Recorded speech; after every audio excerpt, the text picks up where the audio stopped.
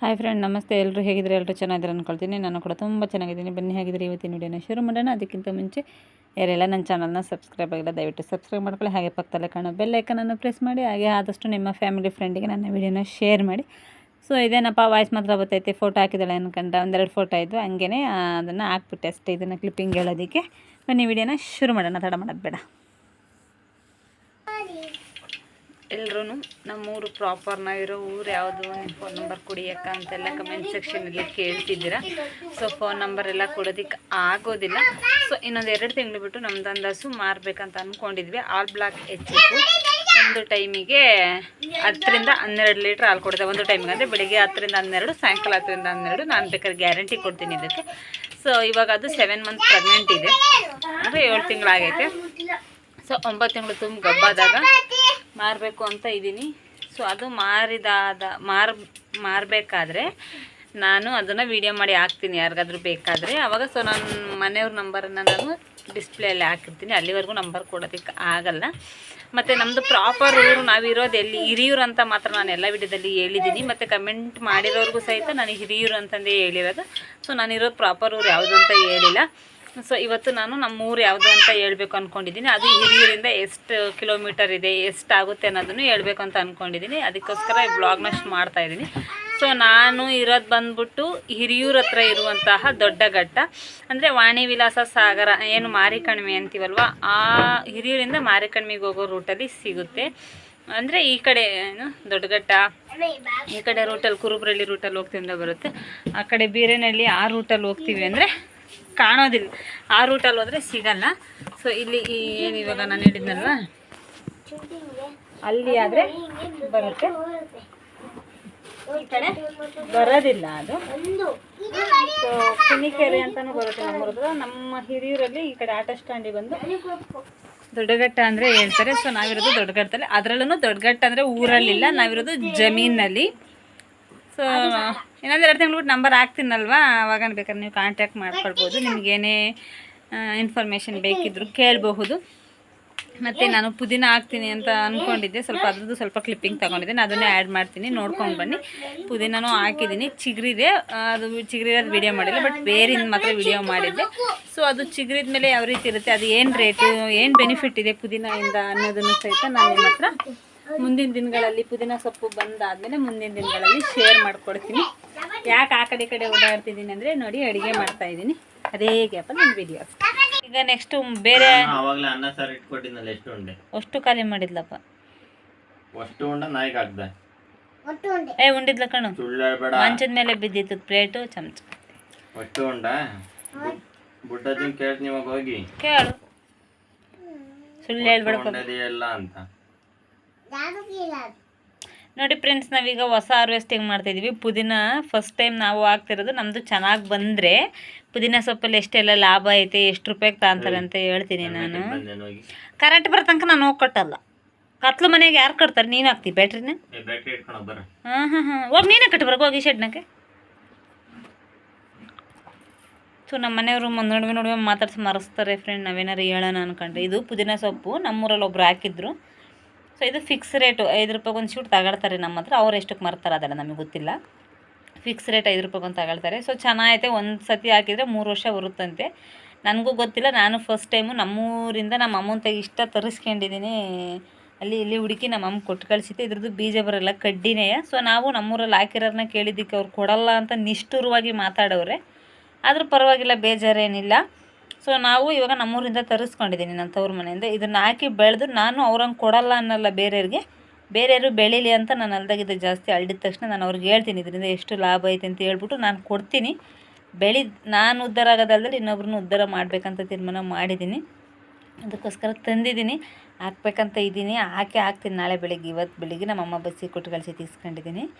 ನಾಳೆ ಬೆಳಿಗ್ಗೆ ಎಲ್ಲ ಹೊಲನೆಲ್ಲ ಹಚ್ಕಟ್ಟು ಮಾಡ್ಕೊಂಡು ನೀರು ಇಟ್ಕೊಂಡು ಹಾಕ್ತೀನಿ. ಆದರೆ ಆದಷ್ಟು ವೀಡಿಯೋ ಮಾಡ್ತೀನಿ, ಯಾಕಂದರೆ ನನಗೆ ವೀಡಿಯೋ ಮಾಡ್ಕೊಡೋರು ಯಾರಿಲ್ಲ. ಸ್ಟ್ಯಾಂಡೆಲ್ಲ ತಗೊಂಡೋದ್ರೆ ಕೆಳಗಡೆ ಗಾಳಿಗೆ ಬಿದ್ದು ಫೋನೇ ಹೊಡ್ಕೊಂಡು ಹೋಗುತ್ತೆ, ಅದಕ್ಕಾಗಿ ತಗೊಂಡೋಗ್ತಿಲ್ಲ. ನೋಡಿ, ಆದಷ್ಟು ಟ್ರೈ ಮಾಡ್ತೀನಿ. ಯಾರಾದರೂ ಇದ್ದರೆ ಇರೋ ಟೈಮಲ್ಲಿ ಅದನ್ನು ಹಚ್ಬೇಕಾರೆ ವೀಡಿಯೋ ಮಾಡ್ಕೊಳ್ಳೋದಕ್ಕೆ. ಇಲ್ಲ ಅಂದರೂ ಸಹಿತ ಒಂಟಿ ಕೈಯಲ್ಲಿ ಹೆಂಗೆ ಹಚ್ತೀನಿ ಅಥವಾ ಹೆಂಗೆ ಹಚ್ಚಿದ್ದೀನಿ ಅನ್ನೋದಾದ್ರೂ ನಾನು ನಿಮಗೆ ತಿಳಿಸ್ಕೊಡ್ತೀನಿ. ಇವಾಗ ನನ್ನ ವಿಡಿಯೋ ಎಷ್ಟು ಜನ ನೋಡ್ತೀರಾ, ನೀವು ಯಾರಾದರೂ ಪುದೀನ ಹಾಕಿದರೆ, ಪುದೀನ ಸೊಪ್ಪು ಮಾರಿ ಅದನ್ನು ಬಿಸ್ನೆಸ್ ಥರ ಮಾಡ್ಕೊಂಡಿದ್ರೆ ಡೈಲಿ ಇಷ್ಟು ಅಮೌಂಟ್ ಬರುತ್ತೆ, ಇಷ್ಟು ಶೂಡ್ ಹಾಕ್ತೀವಿ ಅನ್ನೋದಿದ್ದರೆ ಕಮೆಂಟ್ ಸೆಕ್ಷನಲ್ಲಿ ತಿಳಿಸಿ. ನನ್ನ ಮೈಂಡ್ ಸೆಟ್ ಇರೋದು ಈಗ 5 ರೂಪಾಯಿಗೊಂದು ತಗೊಳ್ತಾರೆ ಒಂದು ಶೂಡ್ ಅಂದರೆ, ಇದು ಹಾಕಿದ್ರೆ 3 ವರ್ಷ ಬರುತ್ತೆ ಅಂತಂದರೆ. ಸೊ ಒಂದು ದಿನಕ್ಕೆ 100 ಶೂಡೇ ಸಾಕು ನಮಗೆ, ಜಾಸ್ತಿ ಬೇಡ. 100 ಶೂಡ್ ಸಿಗಲಿ, ನನ್ನ ಕೂಲಿ. ಇವಾಗ ಮನೇಲಿದ್ದು ಮಾಡೋದೆಲ್ಲ ಕೆಲಸ ಮಾಡಿಕೊಂಡು ಮಿಕ್ಕಿದ್ದು ನನ್ನ ಕೂಲಿ ಸಿಗಲಿ ಅನ್ನೋ ಒಂದು ಇಂಟೆನ್ಷನಿಂದ ಪುದೀನನ ಆಯ್ಕೆ ಮಾಡ್ಕೊಂಡಿದ್ದೀನಿ. ಇದ್ರ ಜೊತೆಗೆ ಕೊತ್ತಂಬರಿ, ಮೆಂತ್ಯ, ಪಲ್ಕ ಎಲ್ಲನೂ ಹಾಕ್ತೀನಿ. ಬಟ್ ಪುದೀನ 3 ವರ್ಷ ಇರುತ್ತಲ್ಲ, ಕಂಟಿನ್ಯೂ ಇರಲಿ ಅನ್ನೋದೊಂದು ಅಷ್ಟೇ. ಅಷ್ಟು ಬಿಟ್ಟರೆ ಬೇರೆ ಏನಿಲ್ಲ. ಕೊತ್ತಂಬರಿ ಅದೆಲ್ಲನೂ ಇವಾಗ ಖಾಲಿ ಆದಂಗೆ ಬೇಸೆ ಹೊಡೆದು ಬೇರೆ ಬೀಜ ಹಾಕ್ಬೇಕಲ್ವ, ಇದು ಆ ಥರ ಅಲ್ಲ. ಅದಕ್ಕೋಸ್ಕರ ಇದು ಸೈಡಲ್ಲಿ ಇರಲಿ ಅಂತ ತರಿಸ್ಕೊಂಡಿದ್ದೀನಿ. ಇದು ನಮ್ಮ ಅಮ್ಮರ ಹೊಲದಲ್ಲಿತ್ತು, ಸೊ ಅದನ್ನು ನಮ್ಮಮ್ಮ ಕಿತ್ಕೊಟ್ಟೈತೆ. ಇದು ಇವಾಗ ಪುದೀನ ಆಲ್ಮೋಸ್ಟ್ ಅಲ್ಲಿ ಗೊತ್ತಿರ್ತವೆ, ಸ್ವಲ್ಪ ಸಿಕ್ಸೇ ಸಾಕು, ಇಷ್ಟು ಅಡ್ಡಾರ ಮನೆ ಅಡ್ಡಾರ ಆಗುತ್ತೆ. ಸೊ ನಾನು ಯೂಟ್ಯೂಬಲ್ಲಿ ನೋಡಿದ್ದೀನಿ ಪುದೀನ ಯಾವ ರೀತಿ ಮೇಂಟೈನ್ ಮಾಡಬೇಕು, ಅದಕ್ಕೆ ಏನು ಗೊಬ್ಬರ ಹಾಕಬೇಕು ಅಂಥದ್ದೆಲ್ಲ ನಾನು ಸ್ವಲ್ಪ ನೋಡಿ ತಿಳ್ಕೊಂಡಿದ್ದೀನಿ. ಸೊ ನೋಡೋಣ. ಸೂಫಲ್ಲ ಗೊಬ್ಬರ ಒಂದೇ ಅಂತ ಇದಕ್ಕೆ ಹಾಕೋದು. ಸೂಫಲ್ಲ ಫಸ್ಟು ಸ್ಟಾರ್ಟಿಂಗ್ ಹಾಕ್ಬೇಕಾದ್ರೆ ದನಿನ ಗೊಬ್ಬರ ಚೆನ್ನಾಗಿ ಬೇಸೆ ಮಾಡಿ, ದನಿನ ಗೊಬ್ಬರ ಈರುಳ್ಳಿ ಪಟ್ಟ ಮಾಡ್ದಂಗೆ ಮಾಡಿಬಿಟ್ಟು ದನಿನ ಗೊಬ್ಬರ ಹಾಕಬೇಕಂತೆ. ಅದು ಆದಮೇಲೆ 2 ತಿಂಗಳಿಗೊಂದು ಕೊಯ್ಲು ಬರುತ್ತಂತೆ. ಅದು ಕೊಯ್ದಾದಮೇಲೆ ನಾವು ಸುಫಲ ಗೊಬ್ಬರ ಕೊಟ್ಟು ಚೆನ್ನಾಗಿ, ಮೇನ್ ಇದಕ್ಕೆ ನೀರು ಚೆನ್ನಾಗಿರ್ಬೇಕಂತೆ. ಡ್ರಿಪ್ ಮಾಡಿದ್ರು ಓಕೆ, ಅಥವಾ ಒಳ್ನೀರು ಬಿಟ್ಟರು ಓಕೆ. ಒಳ್ನೀರು ಬಿಟ್ಟರೆ ತುಂಬ ಒಳ್ಳೆಯದು ಅಂತ ಹೇಳಿದ್ದಾರೆ, ಸ್ಪ್ರಿಂಕ್ಲರು ಡ್ರಿಪ್ಪಿಗಿಂತ ಒಳ್ನೀರು ಬಿಟ್ಟರೆ ತುಂಬ ಒಳ್ಳೆಯದು ಅಂತ ಹೇಳಿದ್ದಾನೆ. ಸೊ ನಮ್ಮ ನೀರು ಚೆನ್ನಾಗೈತೆ. ಸುಫಲ ಗೊಬ್ಬರ ತಂದಿಟ್ಕೊಂಡು ಇದನ್ನು ಮಾಡಬೇಕಂತ ಇದ್ದೀನಿ. ನೋಡೋಣ, ಹಾರ್ವೆಸ್ಟ್ ಮಾಡಿದ್ಮೇಲೆ ನೋಡಿ ನಮ್ಮ ಮನೆಯವ್ರು ಅದೇನೇನು ಹಾಕು ನೋಡೋಣ ಅಂತ ಹೇಳವ್ರೆ. ಸಪೋರ್ಟ್ ಮಾಡ್ತಾರೆ, ಆ ಥರ ಏನಿಲ್ಲ, ಎಲ್ಲದಕ್ಕೂ ಸಪೋರ್ಟ್ ಮಾಡ್ತಾರೆ.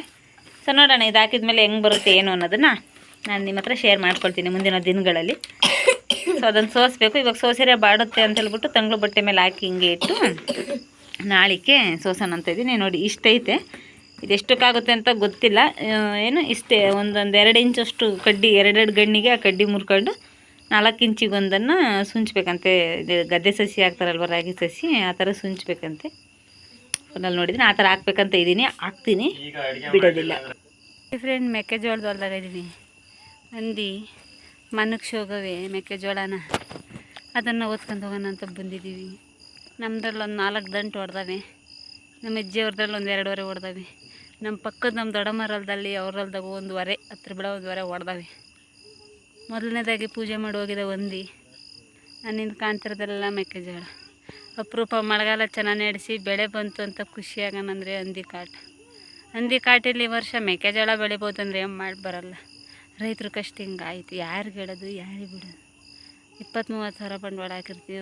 ಬಂದು ಅಡ್ಡ ಒಂದಿನ ಬಂದಿರಂದು ಇನ್ನೊಂದು ದಿನ ಬಂದರೆ ಅಡ್ಡ ಮನಕ್ಕೆ ಹೋಗುತ್ತೆ. ಏನು ಮಾಡೋಕ್ಕಾಗ್ತದೆ? ಈ ಬಿಸಿಲಿಗೂ ಅದಕ್ಕೂ ಉಸಿರಾಡೋದು ಕಷ್ಟ ಆಗುತ್ತೆ. ನಡಿಯ ಮರೆ ಹೋಗೋಣ, ನಾನೇ ಬೇಡನೇ ಒತ್ಕೋವರಿಯ, ನನ್ನ ಕೈಲಿ ಆಗೋದೇ ಇಲ್ಲ ಅನ್ಕೊಂಬಿಡು. ನೋಡಿ ನಮ್ಮ ಅಯ್ಯಪ್ಪ ಮೆಕ್ಕೆಜೋಳ ಸೆಪ್ಪೆ ಊರ್ಬೇಕು ಅಂದು ಹಿಡ್ದಿರೋದ. ತಾನೇ ಬರಕ್ಕೆ ಪಚಡಿ ಎಬ್ರಿಸಿರಿ, ಹಿಂಗೆ ಪಚಡಿ ಎಬ್ರಿಸಿರಿ. ಯಾರು ಕಾಯಕ್ಕಾಗ್ತದೆ, ಏನು ಅಂತ ಕಾಯಕ್ಕಾಗ್ತದೆ? ಎತ್ತ ನೋಡಿದರು ಮೆಕ್ಕೆಜೋಳ, ಇತ್ತ ನೋಡಿದರು ಮೆಕ್ಕೆಜೋಳ, ಅಂದಿ ಬಿಡುವುದಿಲ್ಲ. ಅದಾದಮೇಲೆ ಮೆಕ್ಕೆಜೋಳನ ಬೈಕಲ್ಲಿ ಇಟ್ಕೊಂಡು ಬಂತ ಒಂದು ಇನ್ಸ್ಟಾಗ್ರಾಮಿಗೆ ಒಂದು ರೀಲ್ಸ್ ಮಾಡ್ಕೊಳ್ಳೋಣ ಅಂತ ಬರ್ತಾಯಿದ್ದೆ. ಮೆಕ್ಕೆಜೋಳ ಸೆಪ್ಪೆ ಅಂದಿಡ್ದಿರೋದನ್ನು ಹಿಂದೆ ಬೈಕಲ್ಲಿ ಇಟ್ಕೊಂಡು. ಸೊ ನನಗೆ ಕೂತ್ಕೊಳ್ಳೋಕೆ ಜಾಗ ಇರಲಿಲ್ಲ. ಸೊ ನಾನು ಮುಂದೆ ಕುಂತಿದ್ದೆ ಬೈಕಲ್ಲಿ. ಅಂದರೆ ಜಮೀನಲ್ಲೇ ಬರೋದು, ನಾವು ರೋಡಲ್ಲೇನು ಬರೋಲ್ಲ. ಆ ಕಡೆ ಈ ಕಡೆ ಎಲ್ಲ ಫುಲ್ಲು ಜಮೀನು. ಆ ರೋಡ್ಗಳಲ್ಲಿ ಬರ್ತೀವಿ, ಅಡ್ಡ ಹೊಲ್ಗಳಿಗೆ ಹೋಗೋ ರೋಡ್ ಇರುತ್ತಲ್ಲ, ಆ ರೋಡಲ್ಲಿ ಬಂದು ಯಾರೂ ನೋಡಲ್ಲ ಅನ್ನೋ ಧೈರ್ಯದ ಮೇಲೆ ಮುಂದೆ ಕೂತ್ಕೊಂಡೆ. ಸೊ ಹಂಗೆ ಒಂದು ವೀಡಿಯೋ ಮಾಡ್ಕೊಳ್ತಿದ್ದೆ. ನೋಡಿದರೆ ಏನಾಗುತ್ತೆ, ನಮ್ಮ ಕಷ್ಟದಿಂದ ನಡ್ಕೊಂಬರೋರು ಯಾರು ಅಂತ ಹೇಳ್ಬಿಟ್ಟು ಬೈಕಲ್ಲೇ ಬಂದ್ವಿ. ಸೊ ಸೆಪ್ಪೆ ಇಟ್ಕೊಂಡಿದ್ವಲ್ವಾ, ಸೊ ಹಂದಿ ಹೊಡೆದೈತೆ, ಅದು ಸುಮ್ಮನೆ ವೇಸ್ಟ್ ಆಗುತ್ತೆ, ಹಸುಗಳಾದರೂ ತಿಂತವೆ ಅಂತ ಹೇಳ್ಬಿಟ್ಟು ಅದನ್ನು ಬೈಕಲ್ಲಿ ಇಟ್ಕೊಂಡಿದ್ದೆ. ಸೊ ಜಾಗ ಇರಲಿಲ್ಲ, ಅದಕ್ಕೋಸ್ಕರ ನಾನು ಮುಂದೆ ಕುಂತೀನಿ. ಇದು ಇವತ್ತಿನ ವ್ಲಾಗ್.